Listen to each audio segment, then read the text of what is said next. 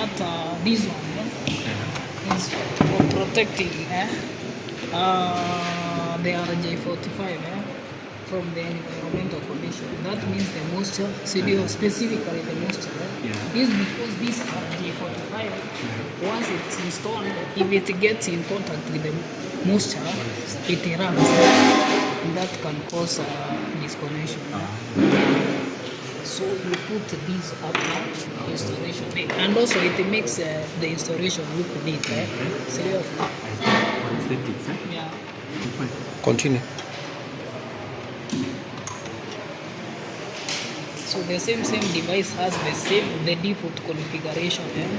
So you are going to access now. So this is the new device. The 192. This is the old. Unataka the new one. We change to the new one.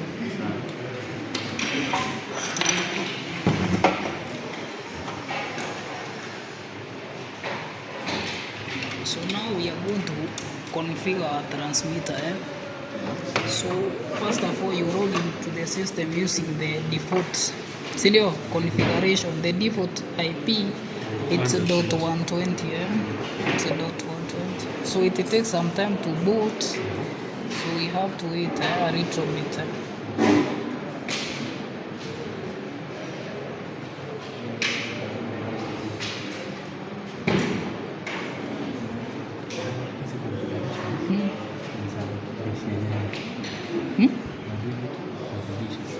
Yeah, the dish itself.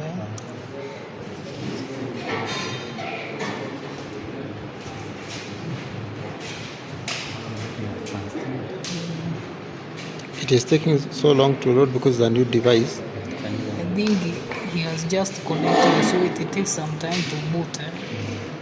It's like a computer.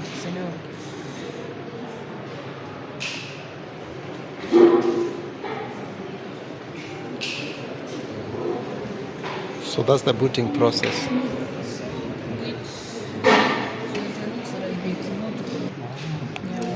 It's not a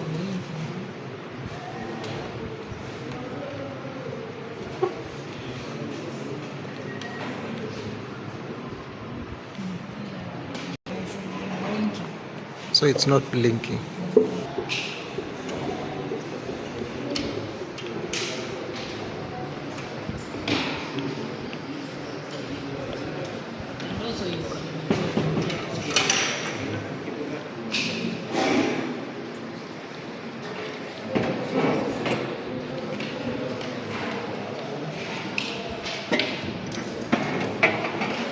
It seems it's not blinking. You can continue. So you can also check the ping. Like now you can see it shows that it's connected to the computer and the device are connected. Once you've done that, you go to the browser. So you see it's ready. Then from there, so we go to advanced. Then proceed. So the device has a default configuration. So the default username is UBNT, and the default password is UBNT. And then you select the country as Kenya.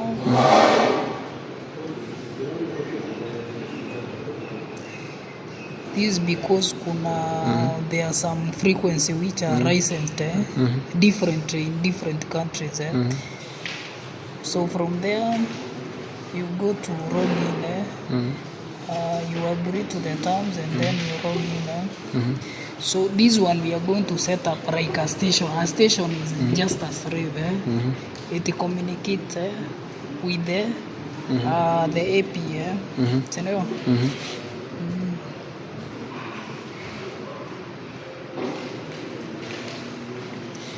So this is the main. So in this you can only see the parameter, signal parameter. If it's connected, you will see some signal parameter, the noise, the signal strength, the CQ, and the transmission rate. And also you'll be able to see whether the connection is there on the other side. can have a transmitter on the other side. This is because so we we configure the network to 100. So there maybe you can configure the security. We we are using this one, and we the pre-shared key. It's what we enter to a transmitter, which is the API. We send the key is supposed to be. This is how they in Agent the authentication. That is, we can have different dishes on one side and a different AP, but now the station selected the right depending on this configuration. If this configuration is what you've keyed into your station, that means they will communicate with the AP that has this password this pre-shared key and not any other AP. So our AP, we are using the pre-shared key that we keyed in our AP. So it was student 2024. That way, so and then we can save them. Those ones are okay. The only thing is the pre-shared key. This one we said you can change to 7. That means 7 dB. So this one now instead of 40 it goes to 20 stroke. Yeah, sure. So we can save, and then it will be empty, and then the new password student 2024, and then student 2024, and then from there you can and apply. Once you've done that, we say the network is supposed to be 100 for our station. So when you apply the configuration, there is it boots. The device boots. That's why it's taking some time. Taking the setting. Yeah. So as it takes the setting, it reboots. So it takes some time now to reboot. To reboot.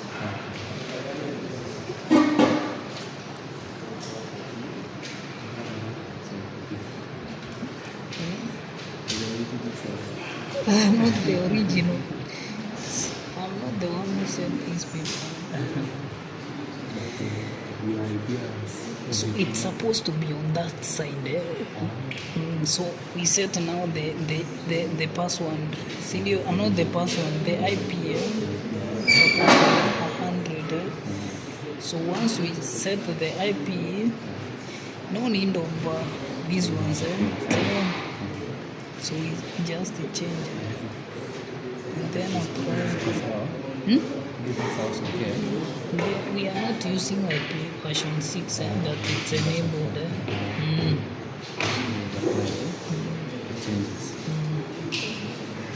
So you can now test. So in order now, remember we are setting up the station. We are supposed to select the SSID that matches our AP.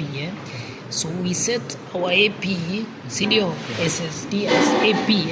So once the AP is connected and then we scan from the station, we will see all the devices with the different APs, with the different SSIDs. Then we select the device, our device, that is the device with SSID AP. See, tumeseta our SSID kama AP. So maybe now you're supposed to connect it, powering the AP. So that now we can be able to scan our AP from our station. That's what we are doing.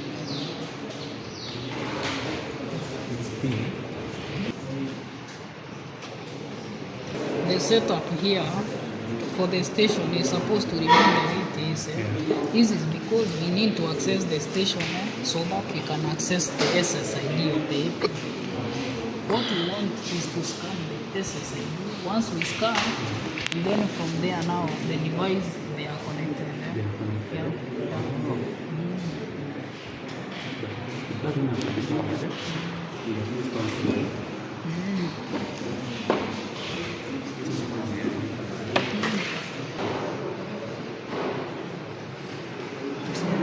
Try this. Tumesema the password is student 2024.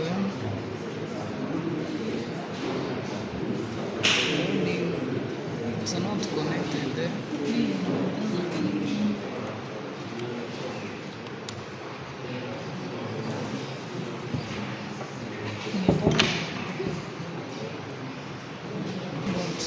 Sorry? It's the 8 dot it's 1 dot 100. So this one it's usually four packets. When you under T, it's usually infinite. So this one sent for. So we have like 2 types of ping. So you can. Are you familiar with what is called the ping of death? I don't know. The ping of death, I'm not familiar with that. This connection is the final square reachable.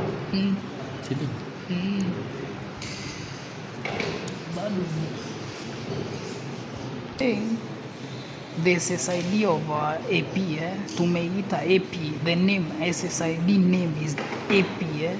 So you come here. So we've already configured the authentication of our SSID. So SSID name is the AP, and this is the password of which we configured now those details. We've configured the password on our station, and then we've said now this is where you select. When you select here, it scans all the wireless network. Okay, and the AP is one of the wireless network. Once you do that, you just select. Okay, and unaweza rock hapo. So once you do that, this is now the MAC address of our AP. It has rocked to this. This is the device. The device name to which our station has connected to is the SSID AP, and this is its MAC address. Now the channel is ready now, and you can be able to see the parameters of the channel here. But why? Hapo bado haijaonyesha, just give it some time. Bwenda uangalie wanafunzi wako pale ni kama wameanza kufanya kitu haifai. Check the program.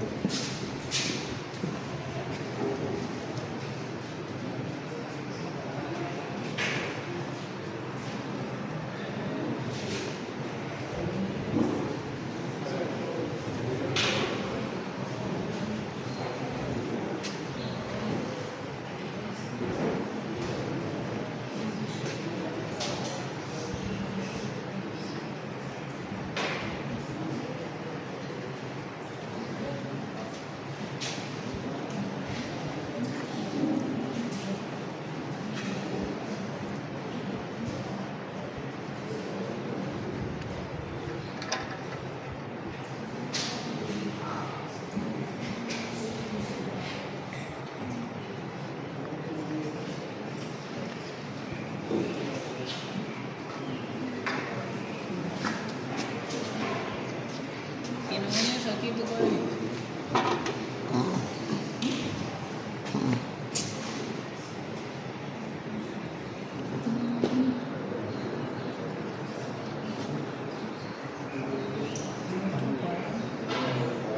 Settings ziko sawa, zina right. Nasema, Settings zina right, ikiwa na difference labda inaweza ikaleta nini ama frequency labda. so unaiselect hapa. Na kwani ni mbili. Kuna ingine ziko mbili. Muna set, ukiset hivyo unajua you support to set a specific name is correct. ikitokea ingine inafanana na hiyo ama ni yao. Unajua kuna watu wengine wako process almost ile tuko hapa. I don't know. So probably it will be bringing the same. Because wako na zao, from what I've seen, there are some who are some steps. Kuna watu wako some steps. Inaweza kuwa ni the interfering.